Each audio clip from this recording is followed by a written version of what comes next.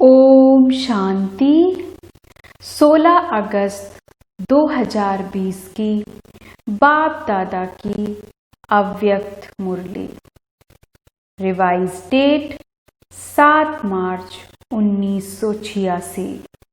मुरली के सार में बाबा ने कहा, पढ़ाई की चारों सब्जेक्ट का यथार्थ यादगार महाशिवरात्रि। अब मुरली विस्तार से। आज ज्ञानदाता, भाग्य विधाता, सर्व शक्तियों के वरदाता, सर्व खजानों से भरपूर करने वाले भोलानाथ बाप अपने अति स्नेही सदा सहयोगी समीप बच्चों से मिलने के लिए आए हैं। यह मिलन ही सदाकाल का उत्सव मनाने का यादगार बन जाता है। जो भी भिन्न भिन्न नामों से समय प्रति समय उत्सव मनाते हैं, वह सभी इस समय बाप और बच्चों के मधुर मिलन, उत्साह भरा मिलन भविष्य के लिए उत्सव के रूप में बन जाता है। इस समय आप सर्वश्रेष्ठ बच्चों का हर दिन हर घड़ी सदा खुशी में रहने की घड़ियां व समय है। तो इस छोटे से संगम युग के अलौकिक जीवन, अलौकिक प्राप्तियां, अलौकिक अनुभवों को द्वापर से भक्तों ने भिन्न भिन्न नाम से यादगार बना दिए हैं। एक जन्म की आपकी यह जीवन भक्ति के 63 जन्मों के लिए याद का साधन बन जाती है। इतनी महीन आत्माएं हो, इस समय की सबसे वंडरफुल बात यही देख रहे हो, जो प्रैक्टिकल भी मना रहे हो और निमित्त उस यादगार को भी मना रहे हो। चैतन्य भी हो और चित्र भी साथ साथ हैं। 5000 वर्ष पहले हर एक ने क्या क्या प्राप्त किया, क्या बने, कैसे बने, या 5000 वर्ष का पूरा अपना यादगार चित्र और जन्मपत्री सभी स्पष्ट रूप में जान गए हो, सुन रहे हो और देख देख हर्षित हो रहे हो कि यह हमारा ही गायन पूजन हमारे जीवन की कथाएं वर्णन कर रहे हैं। ओरिजिनल आपका चित्र तो बना नहीं सकते, इसलिए भावना पूर्वक जो भी टच हुआ वह चित्र बना दिया। तो प्रैक्टिकल शिव जयंती तो रोज मनाते ही हो, क्योंकि संगम युग है ही अवतरण का युग, श्रेष्ठ कर्तव्य, श्रेष्ठ चरित्र करने का युग। लेकिन बेहद युग के बीच में यह यादगार दिन भी मना रहे हो। आप सबका मानना है मिलन मनाना और उन्हों को मनाना है, आह्वान करना उन्हों का है, पुकारना और आपका है पा लेना। वह कहेंगे आओ और आप कहेंगे आ गए, मिल गए। यादगार और प्रैक्टिकल में कितना दिन रात का अंतर है। वास्तव में यह दिन भोलानाथ बाप का दिन है। भोलानाथ अर्थात बिना हिसाब के अनगिनत देने वाला। वैसे जितना और उतने का हिसाब होता है, जो करेगा वह पाएगा, उतना ही पाएगा, यह हिसाब है। लेकिन भोलानाथ क्यों कहते? क्योंकि इस समय देने में जितने और उतने का हिसाब नहीं रखता। एक का पदम गुना हिसाब है, तो अनगिनत हो गया ना। कहाँ एक, कहाँ पदम। पदम भी लास्ट शब्द है, इसलिए पदम कहते हैं। अनगिनत देने वाले भोले भंडारी का दिन यादगार रूप में मनाते हैं। आपको तो इतना मिला है जो अब तो भरपूर हो ही, लेकिन 21 जन्म, 21 पीढ़ी सदा भरपूर रहेंगे। इतने जन्मों की गारंटी और कोई नहीं कर सकता। कितना भी कोई बड़ा दाता हो, लेकिन अनेक जन्म का भरपूर भंडारा देने की गारंटी कोई भी नहीं कर सकता। तो भोलानाथ हुआ ना। नॉलेजफुल होते भी भोला बनते हैं, इसलिए भोलानाथ कहा जाता है।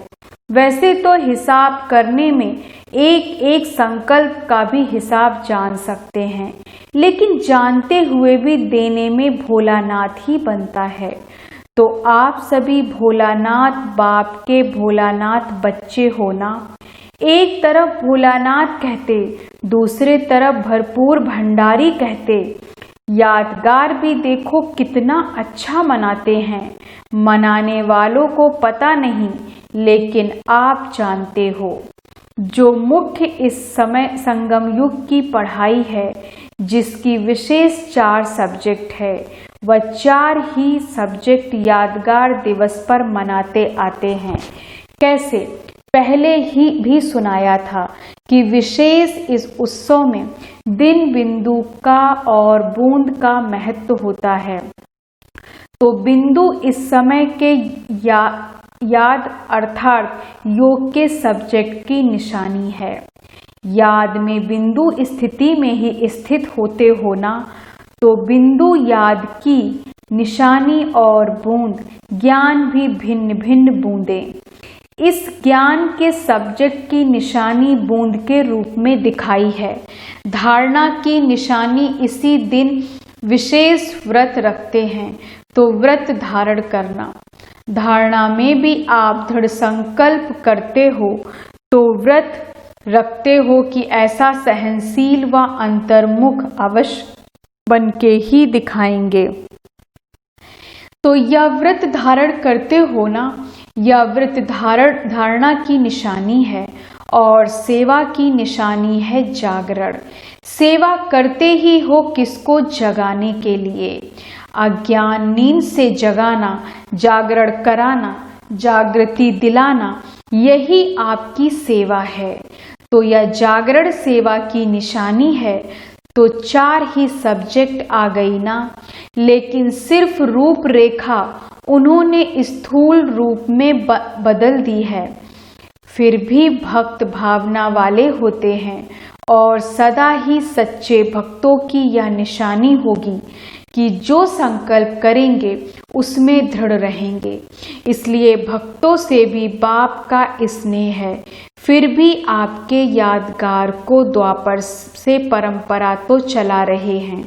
और विशेष इस दिन जैसे आप लोग यहाँ संगम युग पर बार बार समर्पण समारोह मनाते हो, अलग अलग भी मनाते हो, ऐसे ही आपके इस फंक्शन का भी यादगार व स्वयं को समर्पण नहीं करते, लेकिन बकरे को करते हैं, बलि चढ़ा देते हैं। वैसे तो बाप दादा भी हंसी में कहते हैं कि यह मैंपन का समर्पण हो, तब समर्पण अर्थात संपूर्ण बनो, बाप समान बनो। जैसे ब्रह्मा बाप ने पहला कदम क्या उठाया, मैं और मेरापन का समर्पण समारोह माना। किसकी भी बात में मैं के बजाय सदा नेचुरल भाषा में, साधारण भाषा में भी बाप शब्द ही सुना, मैं शब्द नहीं। बाबा करा रहा है, मैं कर रहा हूँ नहीं। बाबा चला रहा है, मैं कहता हूँ नहीं। बाबा कहता है हद के कोई भी व्यक्ति या वैभव से लगाव या मेरापन है, तो मेरेपन को और मैंपन को समर्पण करना, इसको ही कहते हैं बलि चढ़ना। बलि चढ़ना अर्थात महाबली बनना, तो यह समर्पण होने की निशानी है। तो बाप दादा भक्तों को एक बात की आफरीन देते हैं, किसी भी रूप में भारत में व हर देश में उत्साह की लहर फैलाने के लिए उत्सव बनाए तो अच्छे हैं ना, चाहे 2 दिन के लिए हो या 1 दिन के लिए हो, लेकिन उत्साह की लहर तो फैल जाती है ना, इसलिए उत्सव कहते हैं। फिर भी अल्पकाल के लिए विशेष रूप से बाप के तरफ मेजॉरिटी का अटेंशन हो जाता है ना, तो इस विशेष दिन पर क्या विशेष करेंगे। जैसे भक्ति में कोई सदा काल के लिए व्रत लेता है और कोई में हिम्मत नहीं होती, तो 1 मास के लिए एक दिन के लिए या थोड़े समय के लिए लेते हैं, फिर वह व्रत छोड़ देते हैं। आप तो ऐसे नहीं करते हो ना। मधुवन में तो धरनी पर पाँव नहीं है, और फिर जब विदेश में जाएंगे तो धरनी पर आएंगे या ऊपर ही रहेंगे? सदा ऊपर से नीचे आकर कर्म करेंगे या नीचे रहकर कर्म करेंगे? ऊपर रहना अर्थात ऊपर की स्थिति में रहना। ऊपर कोई छत पर नहीं लटकता। ऊंची स्थिति में स्थित हो कोई साधारण कर्म करना अर्थात नीचे आना, लेकिन साधारण कर्म करते भी स्थिति ऊपर अर्थात ऊंची हो। जैसे बाप भी साधारण तन लेता है ना, कर्म तो साधारण ही करेंगे ना। जैसे आप लोग बोलेंगे वैसे ही बोलेंगे, वैसे ही चलेंगे, तो कर्म साधारण है, तन ही साधारण है। लेकिन साधारण कर्म करते भी स्थिति ऊंची रहती। ऐसे आपकी भी स्थिति सदा ऊंची हो। जैसे इस दिन को अवतरण का दिन कहते हो ना, तो रोज अमृत वेले ऐसे ही सोचो कि निद्रा से नहीं, शांति धाम से कर्म करने के लिए अवतरित हुए हैं, और रात को कर्म करके शांति धाम में चले जाओ। तो अवतार अवतरित होते ही हैं श्रेष्ठ कर्म करने के लिए। उनको जन्म नहीं कहते, अवतरण कहते। ऊपर की स्थिति से नीचे आते, या है अवतरण।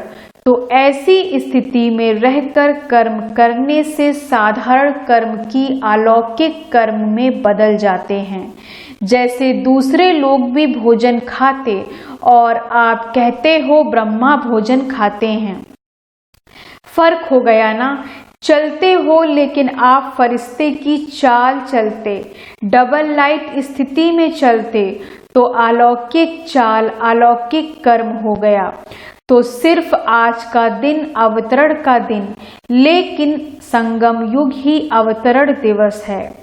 आज के दिन आप लोग बाप दादा को मुबारक देते हो, लेकिन बाप दादा कहते हैं पहले आप, अगर बच्चे नहीं होते तो आप बाप कौन कहता?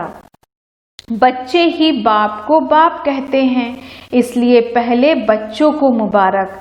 आप सब बर्थडे का गीत गाते हो ना, हैप्पी बर्थडे टू यू। बाप दादा भी कहते हैं happy birthday to you. Birthday की मुबारक तो बच्चों ने बाप को दी, बाप ने बच्चों को दी, और मुबारक से ही पल रहे हैं। आप सबकी पालना ही क्या है? बाप की परिवार की बधाइयों से पल रहे हो। बधाइयों से ही नाचते गाते पलते उड़ते जा रहे हो। यह पालना भी वंडरफुल है। एक दो को हर घड़ी क्या देते हो? बधाइयाँ हैं, और यही पालना की विधि है। कोई कैसा भी हो, वह तो बाप दादा भी जानते हैं। आप भी जानते हो कि नंबरवार तो होंगे ही। अगर नंबरवार नहीं बनते तो सतयुग में कम से कम 1.5 लाख तख्त बनाने पड़े। इसलिए नंबरवार तो होने ही हैं। तो नंबरवार होना है, लेकिन कभी कोई को अगर आप समझते हैं कि यह रॉन्ग है या अच्छा काम नहीं कर रहा है, तो रॉन्ग को राइट करने की विधि या यथार्थ कर्म नहीं करने वाले को यथार्थ कर्म सिखाने की विधि। कभी भी किसको सीधा नहीं कहो कि तुम रॉन्ग हो, या कहने से वह कभी नहीं बदलेगा। जैसे आग बुझाने के लिए आग नहीं जलाई जाती, उसको ठंडा पानी डाला जाता, लेकिन कभी भी उसको पहले ही कहा कि तुम रॉन्ग हो, तुम रॉन्ग हो, तो वह और ही दिल शिकस्त हो जाएगा। पहले उसको अच्छा अच्छा कह करके थमाओ तो सही। पहले पानी तो डालो, फिर उसको सुनाओ कि आग क्यों लगी। पहले यह नहीं कहो कि तुम ऐसे हो, तुमने यह किया। पहले ठंडा पानी डालो, पीछे वह भी महसूस करेगा कि हाँ, आग लगने के का कारण क्या है और आग बुझाने का साधन क्या है।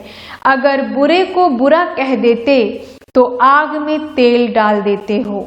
इसलिए बहुत अच्छा कह करके पीछे उसको कोई भी बात दो तो उसमें सुनने की, धारण करने की हिम्मत आ जाती है। लेकिन सुना रहे थे कि बहुत अच्छा की बधाइयाँ हैं। जैसे बाप दादा भी कभी किसको डायरेक्ट रॉन्ग नहीं कहेगा, मुरली में सुना देगा राइट क्या है, रॉन्ग क्या है। लेकिन अगर कोई सीधा आकर पूछेगा कि मैं रॉन्ग हूं, तो कहेगा नहीं, तुम तो बहुत राइट हो, क्योंकि उसमें उस समय हिम्मत नहीं होती है। जैसे पेशेंट जा भी रहा होता है, आखिरी सांस होता है, तो भी डॉक्टर से अगर पूछेगा कि मैं जा रहा हूं, तो कभी नहीं कहेगा कि हाँ जा रहे हो, क्योंकि उस टाइम हिम्मत नहीं होती। किसकी दिल कमजोर हो और आप अगर उसको ऐसी बात कह दो तो हार्ट फेल हो ही जाएगा। अर्थात पुरुषार्थ में परिवर्तन करने की शक्ति नहीं आएगी। तो संगम युग है ही बधाइयों से वृद्धि पाने का युग। यह बधाइयाँ ही श्रेष्ठ पालना है। इसलिए आपके इस बधाइयों की पालना का यादगार जब भी कोई देवी देवता का दिन मानते हैं तो उसको बड़ा दिन कह देते हैं। दीपमाला होगी, शिवरात्रि होगी तो कहेंगे आज बड़ा दिन है। जो भी उत्सव होंगे उसको बड़ा दिन कहेंगे, क्योंकि आपकी बड़ी दिल है तो उन्हों को बड़ा दिन कह दिया है। तो एक दो को बधाइयाँ देना यह बड़ी दिल है। समझा? ऐसे नहीं कि रॉन्ग को रॉन्ग समझाएंगे, नहीं, लेकिन थोड़ा धैर्य रखो। इशारा तो देना पड़ेगा, लेकिन टाइम तो देखो ना, वह मर रहा है और उसको कहो मर जाओ मर जाओ, तो टाइम देखो, उसकी हिम्मत देखो। बहुत अच्छा कहने से हिम्मत आ जाती है। लेकिन दिल से कहो, ऐसे नहीं बाहर से कहो, तो वह समझे कि मेरे को ऐसे ही कह रहे हैं। यह भावना की बात है। दिल का भाव रहम का हो तो उसके दिल को रहम का भाव लगेगा। लेकिन सदा बधाइयाँ देते रहो, बधाइयाँ लेते रहो। यह बधाई वरदान है। जैसे आज के दिन को गायन करते हैं, शिव के भंडारे भरपूर, तो आपका गायन है सिर्फ बाप का नहीं, सदा भंडारा भरपूर हो। दाता के बच्चे दाता बन जाओ। सुनाया था ना, भक्त है लेवता और आप हो देवता देने वाले। देवता तो देवता माना देने वाला। किसी को भी कुछ थोड़ा भी देकर फिर आप उनसे कुछ ले लो तो उसको फील नहीं होगा, फिर कुछ भी उसको मना सकते हो। लेकिन पहले उसको दो, हिम्मत दो, उमंग दिलाओ, खुशी दिलाओ, फिर उसमें कुछ भी बात मनाने चाहो तो मना सकते हो। रोज उत्सव मनाते रहो, रोज बाप से मिलन मनाना, यही उत्सव मनाना है। तो रोज उत्सव है। अच्छा, चारों ओर के बच्चों को संगम युग के हर दिन के अवतरण दिवस की अविनाशी मुबारक हो। सदा बाप समान दाता और वरदाता बन हर आत्मा को भरपूर करने वाले मास्टर भोलानाथ बच्चों को सदा याद में रह हर कर्म को यादगार बनाने वाले बच्चों को सदा स्वोन्नति और सेवा की उन्नति में उमंग उत्साह से आगे बढ़ने वाले श्रेष्ठ बच्चों को विशेष आज के यादगार दिवस शिव जयंती सो ब्राह्मण जयंती हीरे तुल्य जयंती सदा सर्व को सुखी बनाने की संपन्न बनाने की जयंती की मुबारक और याद प्यार और नमस्ते। हम रूहानी बच्चों की रूहानी बाप दादा को गुड मॉर्निंग, नमस्ते नमस्ते नमस्ते। वरदान है आज का, हर शक्ति को ऑर्डर प्रमाण चलाने वाले मास्टर रचयिता भव। हर शक्ति को ऑर्डर प्रमाण चलाने वाले मास्टर रचयिता भव। विस्तार से, कर्म शुरू करने से पहले जैसा कर्म वैसी शक्ति का आह्वान करो।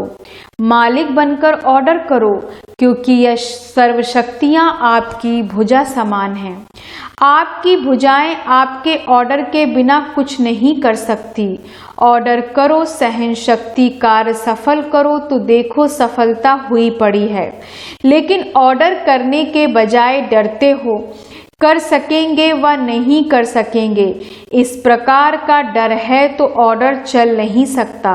इसलिए मास्टर रचयिता बन हर शक्ति को ऑर्डर प्रमाण चलाने के लिए निर्भय बनो। स्लोगन है आज का, सहारे दाता बाप को प्रत्यक्ष कर सबको किनारे लगाओ। सहारे दाता बाप को प्रत्यक्ष कर सबको किनारे लगाओ। सूचना है आज मास का तीसरा रविवार है। सभी राजयोगी तपस्वी भाई बहनें 6:30 से 7:30 बजे तक विशेष योग अभ्यास के समय अपने पूर्वजपन के स्वमान में स्थित हो कल्प वृक्ष की जड़ों में बैठ पूरे वृक्ष को शक्तिशाली योग का दान देते हुए अपनी वंशावली की दिव्य पालना करें। ओम शांति। धन्यवाद बाबा, धन्यवाद।